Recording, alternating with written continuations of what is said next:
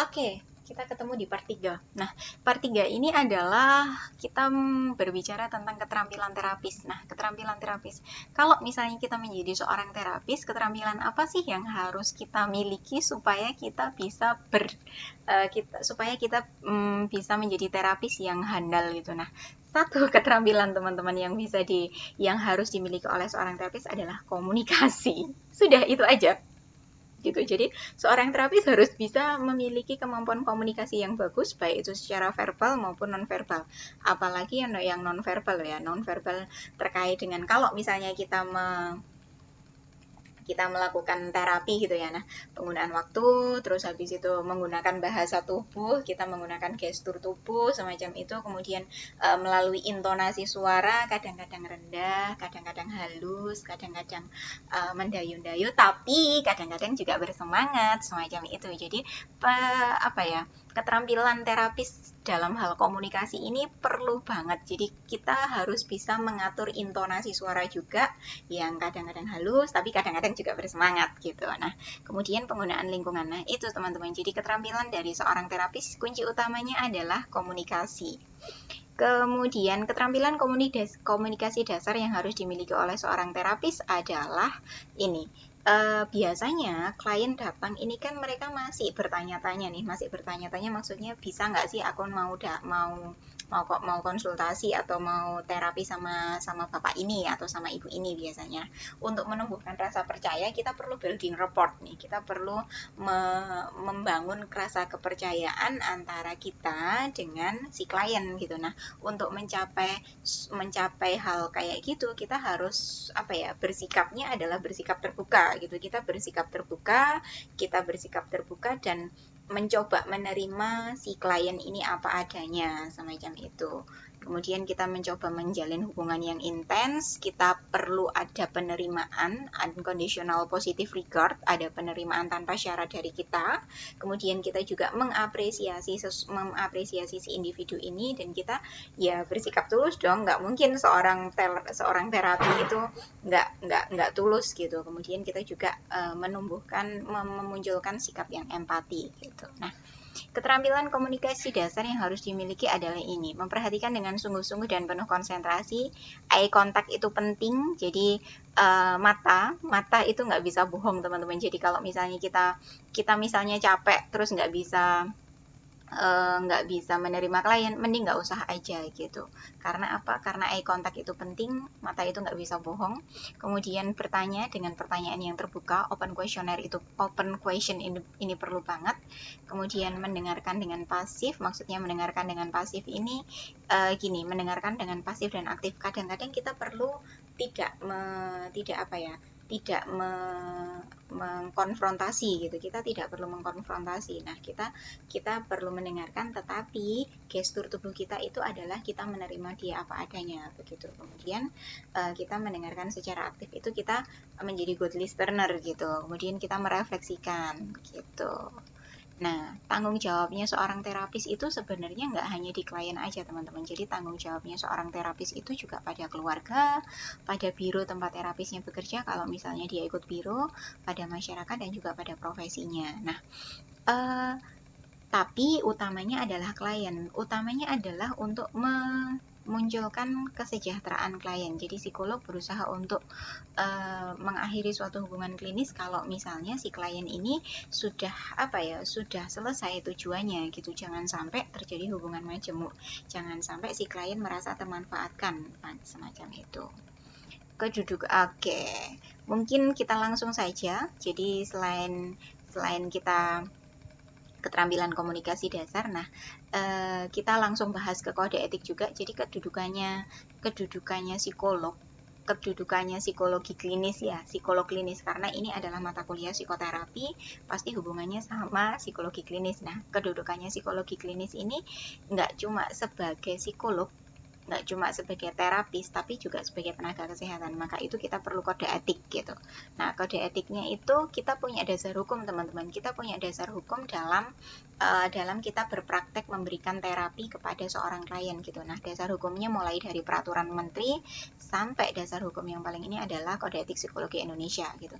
Jadi teman-teman bisa, ini sudah ngeling ke ke linknya, jadi teman-teman bisa klik sendiri untuk melihat dasar hukum dari etika profesi klinis ini gitu. Nah, tujuannya makanya itu ketika kita menjalin komunikasi itu kita kan perlu etika nih. Nah, tujuannya apa sih? Tujuannya adalah yang pertama sebagai proteksi bagi ilmu pengetahuan kita, bidang ilmu psikologi klinis kita, sehingga tetap terpelihara eksistensinya gitu, tetap terpelihara eksistensi dari bidang ilmu psikologi kita. Kemudian yang kedua adalah sebagai proteksi atau pelindung dari praktisi kita sendiri gitu, sebagai praktisi ilmu pengetahuan itu dari dari helpernya, dari kita terapisnya. Kemudian yang ketiga adalah sebagai proteksi kepada masyarakat sebagai konsumen, sebagai mereka pemakai jasanya kita. Itu tujuannya kenapa kok di dalam praktek psikoterapi itu kita harus mematuhi etika profesi gitu, supaya bidang ilmu kita terproteksi, supaya kita juga terproteksi, dan supaya klien kita sebagai konsumen juga terproteksi.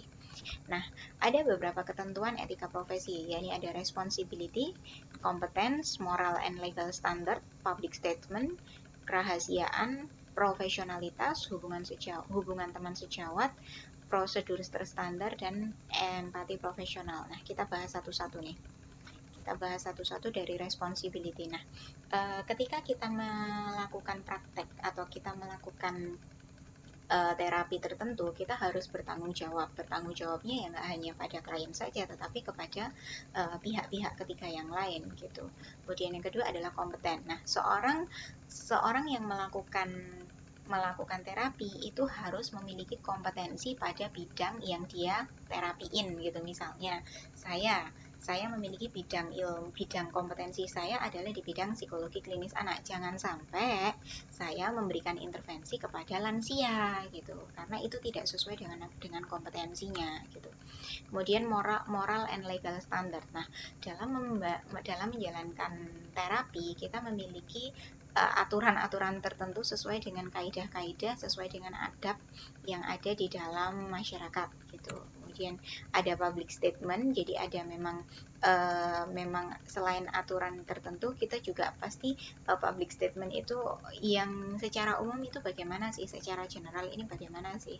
Dan pasti ketika kita melakukan terapi, kita melakukan psikoterapi, itu kita pasti harus memegang teguh azas kerahasiaan, teman-teman.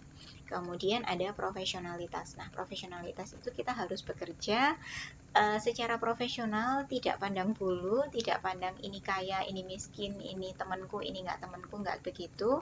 Dan juga hubungan teman sejawat, kita perlu koordinasi dengan teman sejawat kalau misalnya kita perlu merefer, kita perlu mengalihkan ke yang jauh lebih memiliki kompeten di sana gitu. Misalnya contohnya adalah gini, saya adalah psikolog klinis anak, tetapi ternyata orang tuanya juga perlu penanganan. Nah, kita perlu berhubungan dengan teman sejawat yang lain, psikolog klinis dewasa, supaya orang tuanya juga mendapatkan penanganan gitu. Dan kita juga menggunakan prosedur terstandar karena apa? Intervensi yang kita berikan adalah intervensi yang memiliki dasar yang empirik gitu. Kemudian kita juga memiliki empati yang profesional, bukan empati yang afeksional. Empati yang afeksional itu tidak kita pakai. Yang kita pakai adalah empati yang profesional begitu.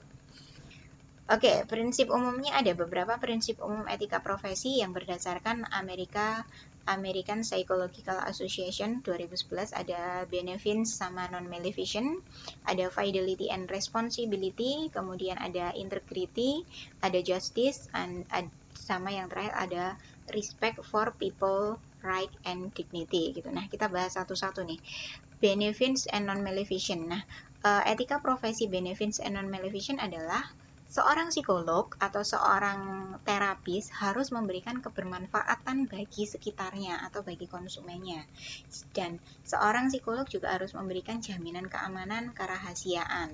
Di dalam bidang penelitian, kalau misalnya ini kita juga harus memperhatikan hak azazinya juga. Dan juga harus bertanggung jawab serta meminimalisir dampak negatif dari treatment yang diberikan gitu. Kemudian yang kedua adalah fidelity and responsibility. Seorang psikolog juga harus bertanggung jawab membangun kepercayaan kepada orang-orang sebagai konsumen. Seorang psikolog juga harus menyadari tanggung jawab mereka secara profesional terhadap masyarakat, dan seorang psikolog harus menegakkan standar profesional tertentu untuk memberikan dalam memberikan pelayanan, teman-teman. Dan seorang psikolog juga harus berusaha menyumbangkan waktu profesionalnya waktu profesionalnya kepada klien gitu, semacam itu. Dan kadang-kadang kompensasinya sedikit, maka itu sebagai psikolog klinis itu kompensasinya sedikit, teman-teman.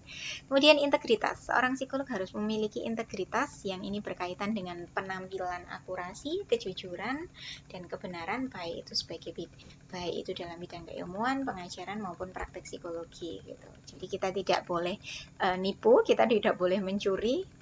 Dan seorang psikolog juga harus janji, karena kita sebagai seorang psikolog itu kita sudah disumpah nih. Nah, kita juga harus punya komitmen dan punya janji, tidak melakukan penipuan, tidak melakukan proses pencurian, semacam itu. Kemudian justice, seorang psikolog harus memiliki keadilan, tidak pandang bulu, tidak melihat mana yang lebih penting, dan dalam prakteknya semacam itu.